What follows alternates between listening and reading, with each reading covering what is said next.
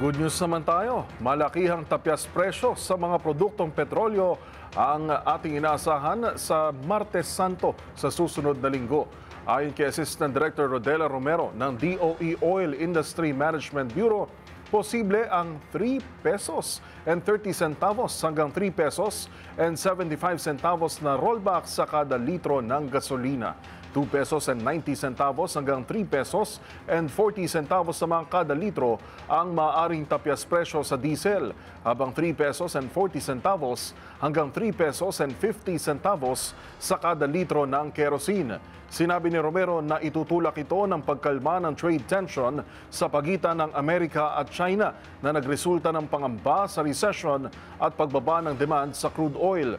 Gayon din ang inaasahang pagbaba ng Saudi Arabia sa kanilang official selling price sa Asia sa Mayo at ang taas produksyon ng Organization of the Petroleum Exporting Countries o OPEC Plus sa susunod na buwan. Pero maaari pang magbago ang oil price adjustment depende sa huling araw ng kalakalan ngayong Biyernes.